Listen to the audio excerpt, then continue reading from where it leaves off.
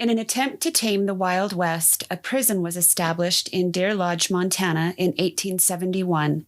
The Depression in the state left them without the necessary funds to build a proper prison. They turned to inmate labor to finish the construction.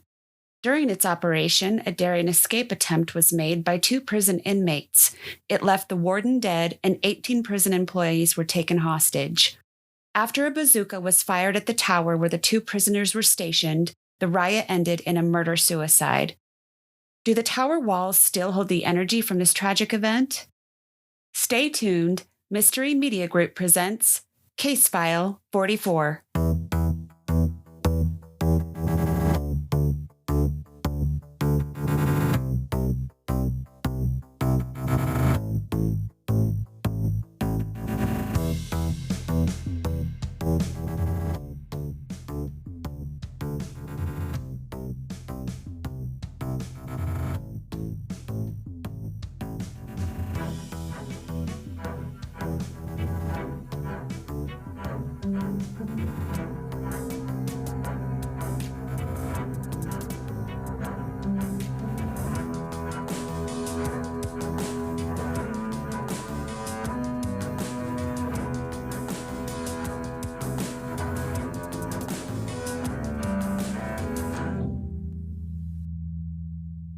You are listening to Mystery Media Group. Yay! Hello, I'm Melissa with Ghost Girl Memoirs.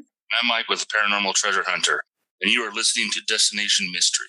We believe the paranormal is all around us, and every destination is an adventure. We never know what we're going to find in our adventure, but we do know that we'll have an interesting story to tell when we return. We're not going to the same locations or telling the same stories that you've heard over and over. Most of our destinations will be in locations you've never thought to look or investigate or explore.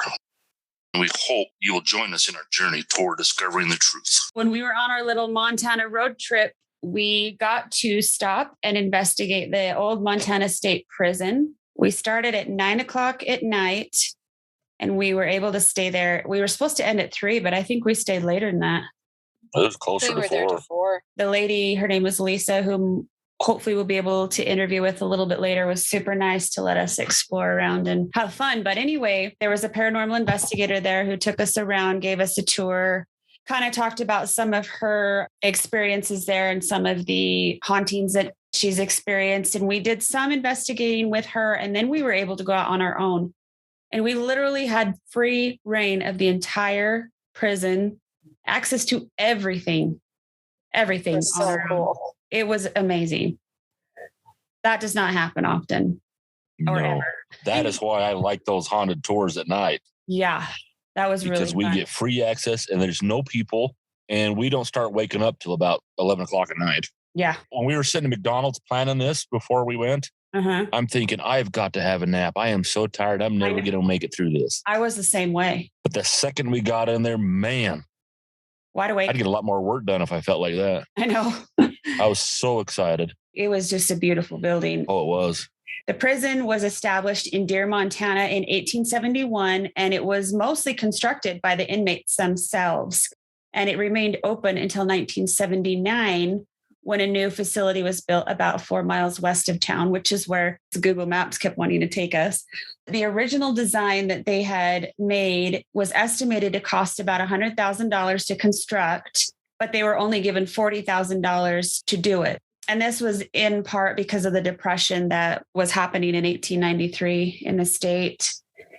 And they had hired Dr. Mitchell to be the superintendent of construction. So he started making cuts. For example, he built one of the buildings out of granite instead of cement because it was cheaper. And even with all the cuts and everything, it just failed to make even minimal expectations. And so they decided to use the convict labor to build some more buildings. And then in 1884, they were given some more money where they were able to build the central offices and the guard dormitories. And then eventually they were able to complete it. And they added the south wing, which had the 42 new cells, and it made it possible for 140 inmates to be housed there. However, when Warden Frank Connolly began running the prison in 1909, it was very deteriorated and overcrowded. They had almost 200 inmates at that time, and it was only supposed to house 140. So he decided to kind of lease out the inmates to other companies and let them work. And it brought in money to help them build onto the prison. And they eventually ended up with a new cell house. In 11 months, they were able to finish this cell house that was able to house another 200 cells. And it had flushing toilets and good ventilation, which none of the other buildings had in the past. They also had 2 cells that they named the Black Box because they were in total darkness. And the inmates were locked in these cells for a period of 1 to 3 days. They were placed on a bread and water diet and only provided with a mattress, blanket, and a honey bucket. I don't think there was honey in that bucket. No honey in that bucket. It was a place you didn't want to be sent to. There was also a place that they called Siberia, which is strange that most prisons have that. I mean, they call it Siberia in several of the prisons we've been to, which is true. Solitary confinement. There was a story about Warden Connolly training some of the inmates in preparation for combat, and he offered their assistance to the War Department, but they rejected it. They didn't want them there to fight. So I don't think I'd give them a gun either. Well, true, but I mean, give them janitorial services. They were offering to help. I think they should have taken it, but there was a very notable event that happened there in April 16th, 1959, which involved Jerry Miles and Lee Smart. That was known as the Great Riot at the prison. Apparently, these 2 prisoners were in a relationship, and they'd been planning for months on how to escape. Overtook some guards. They led 12 inmates in a riot, which left one of the deputy wardens dead. And they took 18 prison employees and 5 stool pigeon inmates. I don't know why they mentioned that, but what are stool pigeon inmates? Pigeons that lived there, I guess. It was planned well enough in advance that the only lady working in the prison, they actually warned her not to come to work that day. Yeah, and she listened to him. She stayed away. How hard would it be to convince you not to come into work today? Okay. Not too hard. Yeah, I'd be like, especially, I mean, if you have prisoners going, hey, you may want to stay home today. Yeah. I wouldn't even need to know the reason. Yeah. But I think the warning that she got wasn't even enough time for her to warn anybody else. So. No. Well, and then didn't 2 of the guards get up to the guard tower, but their communication system was off wire or whatever. I want to say offline, but that wasn't back then. And the warden himself, they were trying to get the warden himself to come in so they could take him out. And he made it through the main doors before he got warned. And he was able to get to one of the buildings and hide. But Jerry Miles and Lee Smart, they went up that far tower. And those towers were really weird. I mean, after seeing them, it just made more questions into my mind of why they were built that way. Yeah. They were 4 stories high, but they didn't go anywhere. There was a room and a bathroom on each level. They didn't go out through the prison. There was no access. You just had this tower. Were they for the guards to live in? They said that some of them housed the single guards. At one point, the tower that they went in, it was known as the Death Tower because it was also used during flu epidemic, and they put the sick prisoners up there. And that's how it got the name of Death Tower. But it's still, I mean, you have to go through every floor to get up to the top. You can't access anything else in the building from the tower. It was just really weird on the building of it. So the 2 main prisoners got to the very top. The warden had called in the National Guard because the riot had grown that big. And they actually shot a bazooka at the top of the tower. And you can see the damage that the bazooka did, which wasn't a whole lot. You would expect like half the tower to be blown away. Yeah. That was one well-built tower. I was just going to say they constructed it well. But the 2 prisoners, it ended in a murder-suicide. And it makes me wonder, I mean, we don't know for sure what their plan was. We know they had been planning it for a while, but they had taken these hostages. And I don't know why you would decide to go. I guess if they thought they could use them as leverage to get out. Why go up that tower? Again, It doesn't go anywhere. There was no way out of it. Unless they had a different plan Unless they had a zip line out of that window. Yeah. So unless they had a different plan and it was originally, they were supposed to go somewhere else and escape, but couldn't make it. So they went up to the tower. I don't know. Also, there was a pretty notable inmate, Paul Ettner. I think I said that right. But he was known as Turkey Pete. And he was sentenced to life in prison at the age of 40 for murder. They said he was a model prisoner, though. So they assigned him to tend the prison turkeys. But his mind started to slip. And one day he sold the entire prison flock for 25 cents each. And this ended his farming days at the prison. He kind of lost his mind, and they humored him by printing checks. And he was allowed to pay all the prison expenses with those checks. And he paid the guards and the other prison staff their salaries. And it says that he also was able to save Brazil's coffee crop. He sold pink alligators. He purchased alfalfa seeds from Pancho Villa. He sold grasshopper legs to Fidel Castro, and he also sold ships to the Navy. So very entrepreneurial. Yeah, but they have a cell there that's dedicated to him. It has a painting of him when he was young, and then another painting of him when he was old, because he ended up dying there. And I think he was the only inmate that they did a funeral for, right? Yes. He was actually up for parole and everything, but he didn't have anywhere to go. And with his mind slipping and everything, they decided to let him stay. The prison guards actually paid for his funeral, for his casket and everything. And they had it there in the theater.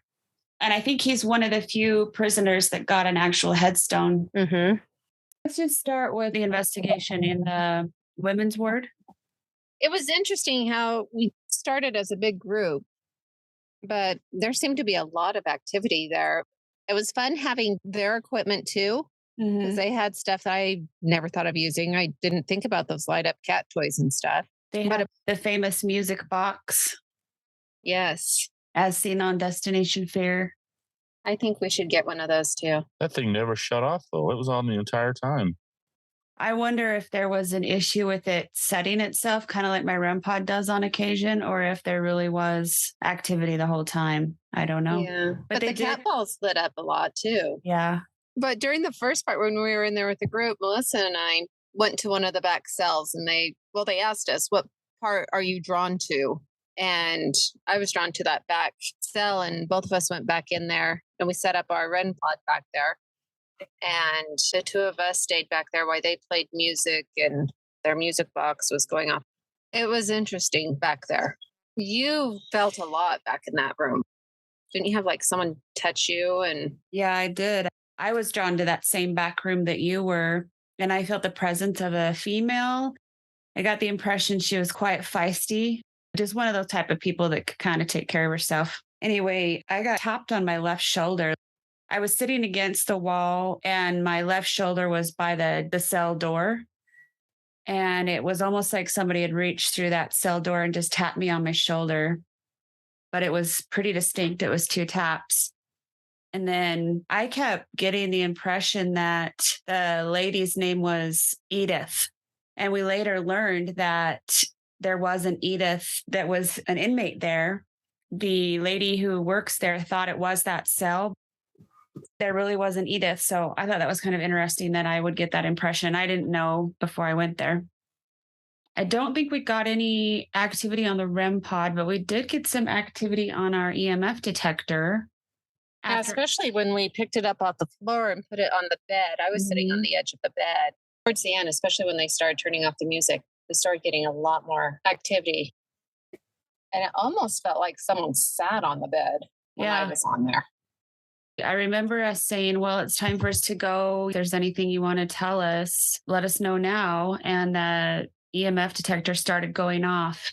And we did ask a question too. I've actually got this video footage. If you want us to come back, can you touch one of these lights? Thank you. Thank you. So it wasn't super strong, but it did go up to orange. And that's the one that we had up on the bed. We asked Edith if she wanted us to come back to let us know, and she did. So we did go back later, and we played some music from her era, and we danced with her. I remember one of the investigators said if if you're here, could you knock and let us know? And we did hear 2 knocks in that back room. We did. That area also used to be maximum security. Is that right? Yeah, I think after they moved the women out, because they moved them out after the riot, they moved them to the different prison. That part was so isolated that, yeah, it became maximum security. Where did we go after that? We went out into the yard and they asked us if there was some place that we were drawn to.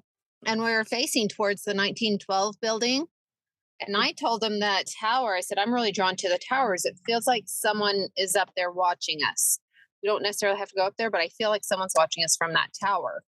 That's when we went in there and they opened up that door. And she was like, no, we're not going to go up there. It doesn't feel right. We could have got another full body apparition, Michelle. We could have. Dang it. But the whole time we were there, it felt like someone was watching us from those windows in that tower. Yeah. We decided to do the cell block from there. And I do remember when we were walking through this cell block, Lisa said, there's someone in that cell. And it was on the second row of cells up on top. And so Michael had his thermal and he pointed it up there real quick. And you did see something. It looked like someone had poked their head out of it. Somebody ducked their head back in. Yeah, something did duck back in real quick.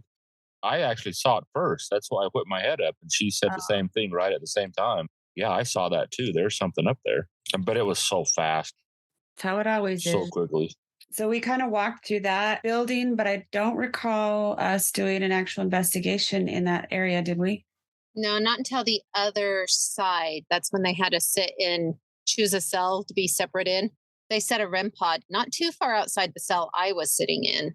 I went down a little farther from everyone else, and that REM pod went off a lot. I got EMF activity. So she was playing Country Roads. And I was singing very badly along with it, so you can hear that. But I got some EMF activity. Just ignore my voice.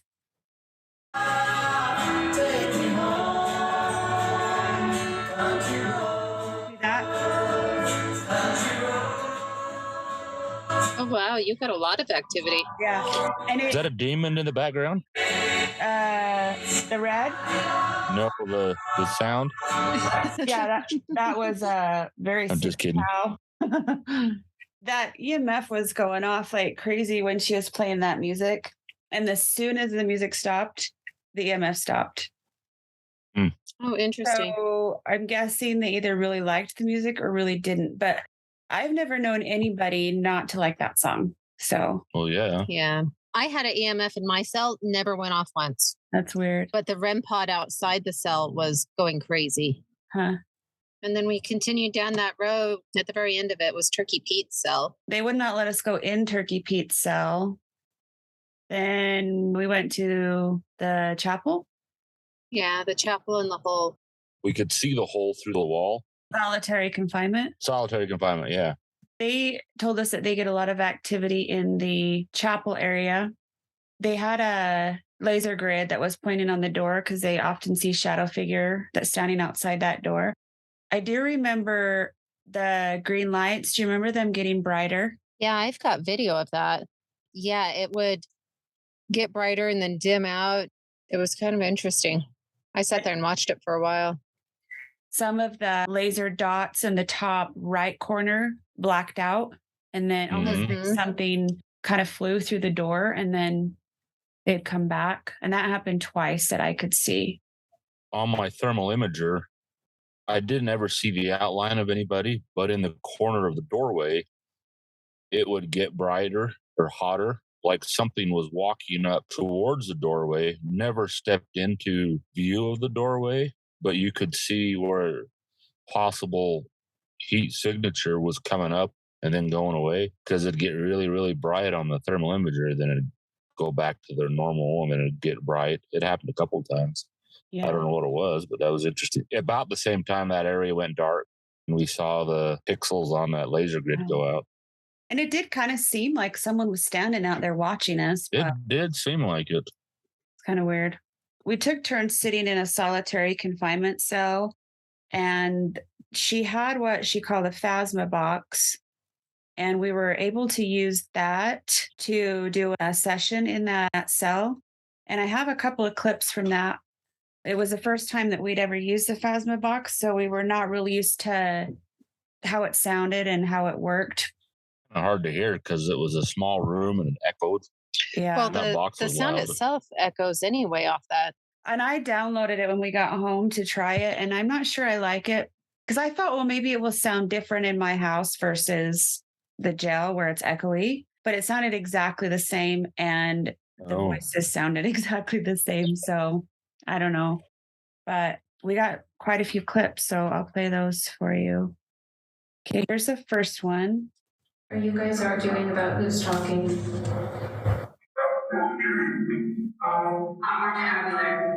So there's 3 voices there. I don't know what they're saying, but it did kind of sound like there were people arguing in that room. That's interesting. Here's the next one. Can one of you touch the green lights? That's where you thought it said a bad word, Michelle. Mm-hmm. That's what I hear. Which would make sense coming from an inmate. Yeah. Here's the next one. Can you try to talk one at a time, please?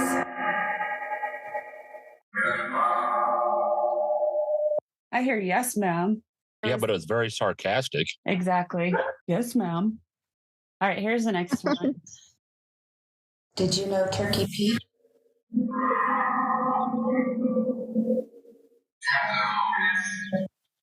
I don't know what that first one is, but the last one to me sounded like a man saying hello, and then a woman says yes. Here's the next Turkey Pete question. Did you know Turkey Pete? I said no. So we must have asked that several times and didn't hear the first answer. Here's the next one. Do you like talking to the visitors here? To me, that's a clear no. Do you like talking to the But yet they do. Right. Here's the next one. How long were you down here?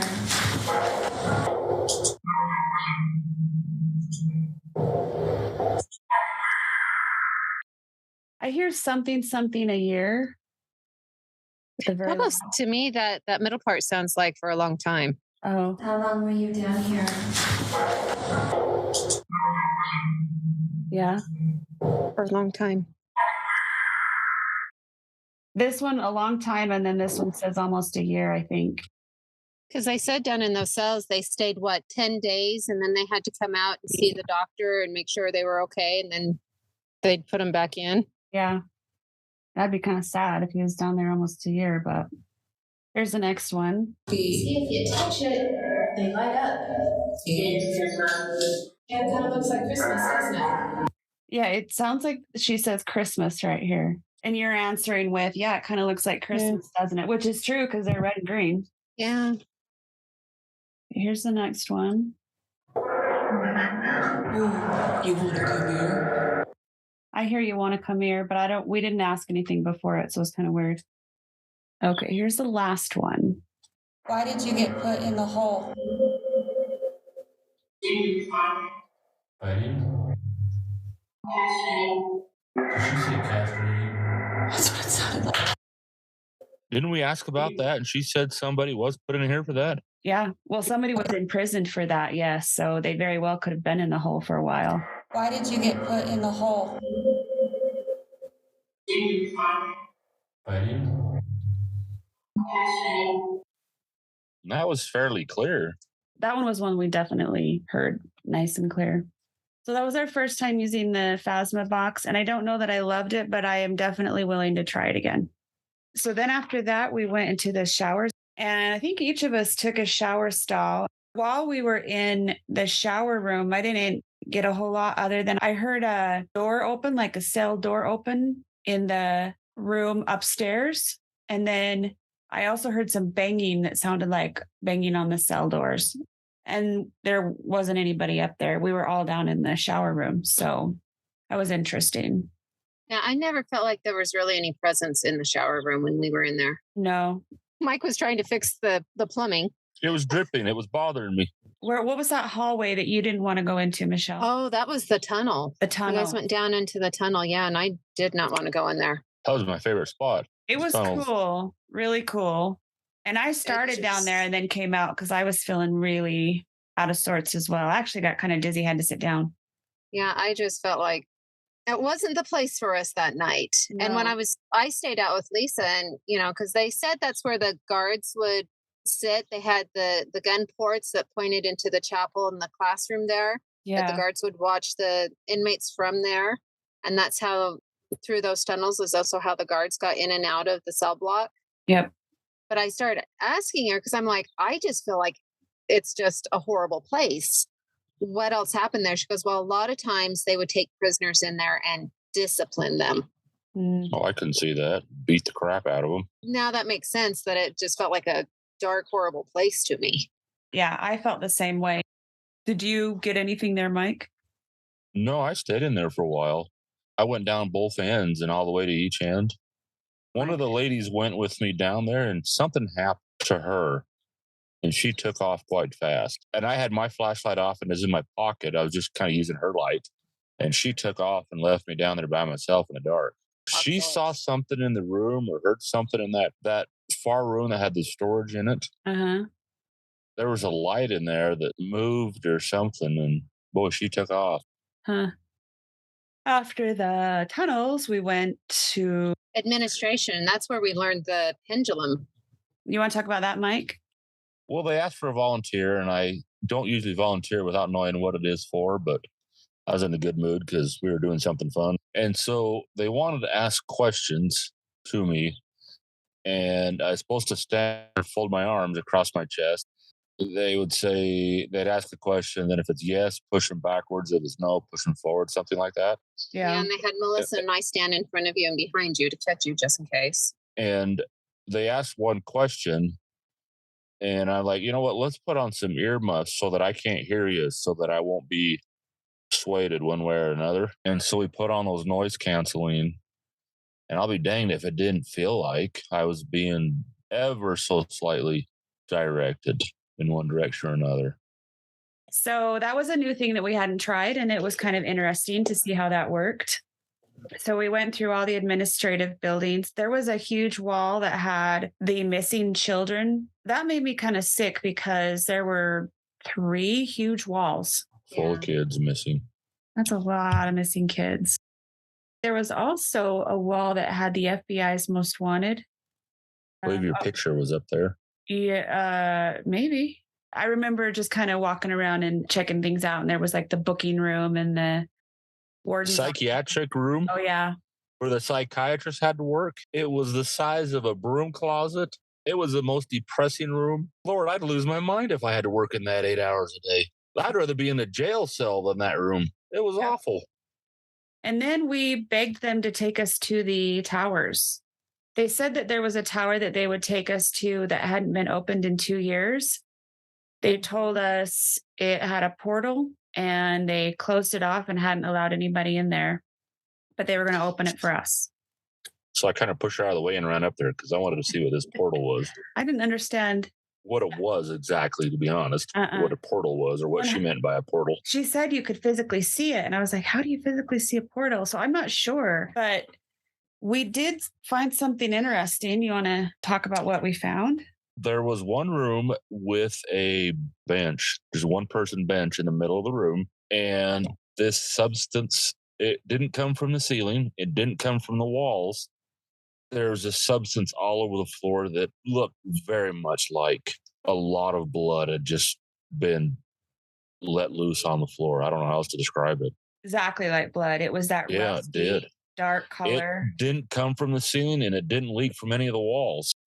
It looked like somebody was sitting on that bench and was decapitated. That's what it looked like. That's exactly I don't know what it was. I thought. Well, I thought stabbed in the jugular, but that's exactly what it looked like. I never did see a portal, but no, but the tower was pretty eerie. Is it because nobody had been up there? It had been locked up. It was musty and gross, or no light, no windows, no air movement, nobody'd been up there. It was an interesting place. I feel like something went down there. nefarious happened there. I feel like somebody got murdered in that room, to be honest. Then I we mean, went they could have into- easily taken prisoners there and disciplined them too. True. It was out of sight of everybody else. And then we went into the next tower. The next tower they called Siberia because it's in that very far corner. But then from there, we went into the tower where Lee Smart and Jerry Miles were held up and then they committed suicide. And we did do an EMF and spirit box session up there. And I'll play for you the clips that I have. Okay, here's the first one. How long have you been planning your escape? I don't know what it says. And it was echoey. How long have you been planning your escape? Can you understand that? I hear two voices though. Yeah. Does sound male. Not very old. One was only 19 years old. Okay, here's the next one. What made you so desperate to try and escape?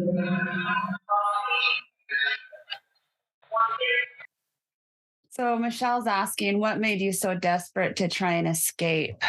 And then you hear three voices. And I don't know what they say. Okay, here's the next one. Were you scared?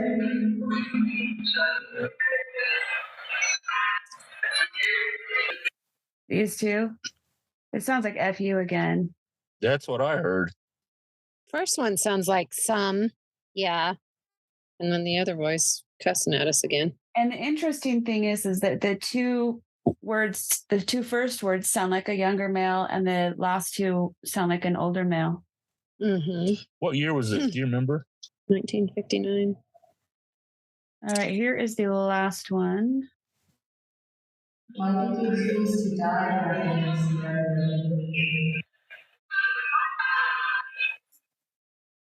So Michelle's asking, why did you choose to die rather than surrender? And this is what you hear. To me, I hear what's kind of like a muffled maybe cry or something, and then I don't know.